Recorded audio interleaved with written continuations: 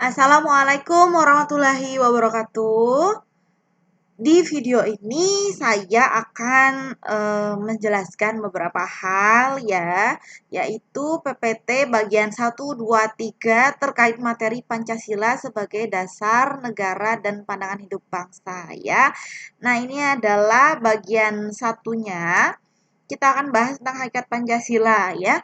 Ketika saya membuat video ini, saya berasumsi Anda sudah membaca ketiga PPT tersebut, sehingga yang saya sampaikan adalah hal-hal yang sekiranya memang perlu dijelaskan ya. Pengertian Pancasila Anda sudah memahami, saya kira ya, dimulai pada masa Majapahit. Di dalam kitab Sutasoma karangan Empu Tular itu terdapat kata Pancasila dari bahasa Sanskerta, terdiri dari kata panca dan sila. Panca artinya 5, kemudian sila artinya sendi atau asas ya. Kemudian di kitab tersebut Pancasila yang dikenal adalah Pancasila Kromo ya, berisi larangan tidak boleh mencuri, tidak boleh berbohong, tidak boleh berjiwa dengki, tidak boleh melakukan kekerasan, tidak boleh minum minuman keras atau mengonsumsi obat terlarang ya. Ini pengertian Pancasila menurut para ahli dari Muhammad Yamin, Soekarno, dan Notonegoro. Silakan dipahami sendiri. Kita lanjut ke fungsi Pancasila. Fungsi Pancasila yang pertama sebagai ideologi bangsa dan negara Indonesia ya. Jadi di dalam Pancasila itu terkandung cita-cita yang ingin dicapai dan juga ada dasar serta pedoman negara. Berikutnya, Pancasila sebagai kepribadian bangsa Indonesia. Jadi, bangsa Indonesia itu orangnya seperti apa sih? Orangnya yang ya ada seperti di Pancasila itu ya, berketuhanan, berkemanusiaan, kemudian memiliki persatuan, kemudian berkerakyatan ya, serta berkeadilan sosial bagi seluruh rakyat Indonesia ya. Berikutnya Pancasila sebagai jiwa bangsa. Jadi ketika bangsa Indonesia itu lahir, Pancasila itu sudah ada gitu. Jadi ketika kita berbicara tentang lahirnya Pancasila itu sebenarnya bukan tanggal 1 Juni loh ya. Ya betul, tanggal 1 Juni 1945 itu adalah dicetuskannya Pancasila ya resminya gitu. Tetapi sebenarnya Pancasila itu nilai-nilainya sudah ada jauh sebelum tanggal tersebut ya. Jadi ketika bangsa Indonesia lahir, bangsa loh bukan negara ya. Kalau negara Indonesia kan lahirnya 17 Agustus 1945. Tapi kalau bangsa Indonesia orangnya kan udah jauh sebelum itu ya.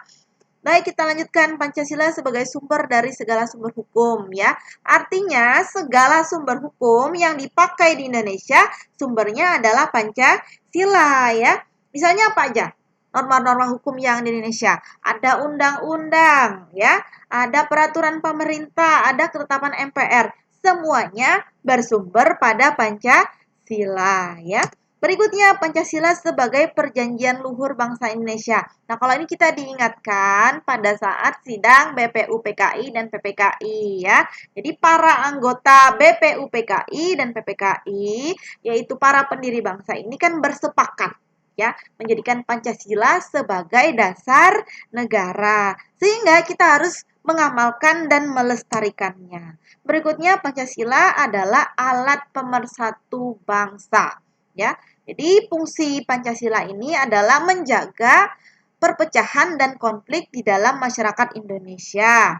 Berikutnya, Pancasila sebagai cita-cita dan tujuan negara. Jadi di dalam Pancasila itu ada cita-cita dan tujuan bangsa yang ingin dicapai. Terutama ada di mana? Sila kelima, keadilan sosial bagi seluruh rakyat Indonesia ya.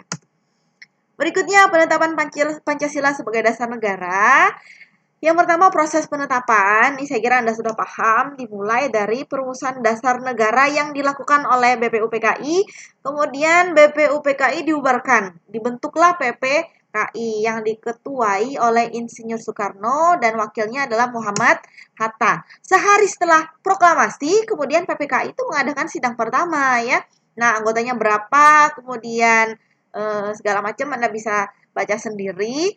Tapi yang harus kita pahami adalah pada sidang tersebut terjadi perubahan Sila pertama Pancasila ya, yang tadinya ketuhanan dengan kewajiban menjalankan syariat Islam bagi pemeluknya, diubah menjadi ketuhanan yang Maha Esa. Kenapa ini terjadi ya? Ini karena adanya protes dari masyarakat Indonesia bagian timur yang mereka beragama non-Islam ya. Kemudian Muhammad Hatta mengajak para anggota yang bersidang saat itu untuk membicarakan hal ini ya. Apa yang harus kita lakukan? Ya udahlah, demi menjaga pertahanan, keamanan, persatuan bangsa Indonesia, maka sila tersebut diganti menjadi ketuhanan yang Maha Esa yang itu tidak menyenggol agama manapun ya. Artinya tidak ada agama yang tersinggung dengan sila pertama. Semuanya setuju ya. Berikutnya ada 3 keputusan sidang PPKI pada saat itu. Yang pertama, menetapkan dan mengesahkan pembukaan UUD. Yang kedua, memilih ketua PPKI dan wakil ketua PPKI sebagai presiden dan wakil presiden. Yang ketiga, menetapkan berdirinya Komite Nasional Indonesia Pusat atau KNIP untuk membantu tugas-tugas presiden ya. Kemudian yang harus kita pahami adalah rumusan Pancasila dalam pembukaan UUD tidak boleh diubah siapapun. Jadi pasal-pasal di dalam UUD itu kan boleh diubah ya. Jadi sudah pernah mengalami perubahan dengan cara amandemen ya.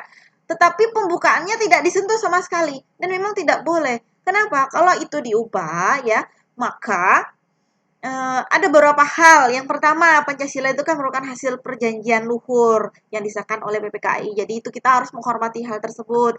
Yang kedua, rumusan dasar negara yang terkandung dalam pembukaan UUD itu kan adalah yang resmi, sah, dan benar. Yang ketiga, itu kalau diubah ya teman-teman, nanti yang ada di negara Indonesia itu juga akhirnya harus berubah, bentuk negara berubah nantinya, kemudian dasarnya juga berubah ya. Nah ini yang harus kita pahami kenapa Pancasila nggak boleh diubah ya, termasuk pembukaan UUD itu nggak boleh diubah.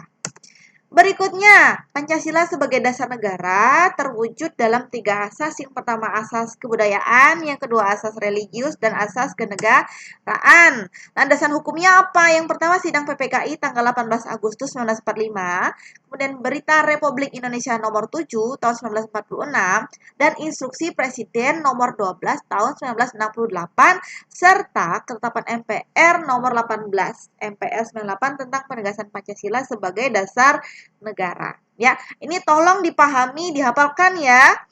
Oke, untuk yang PPT 1 ini kita lanjut ke PPT kedua ya. Silakan tarik nafas dulu ya.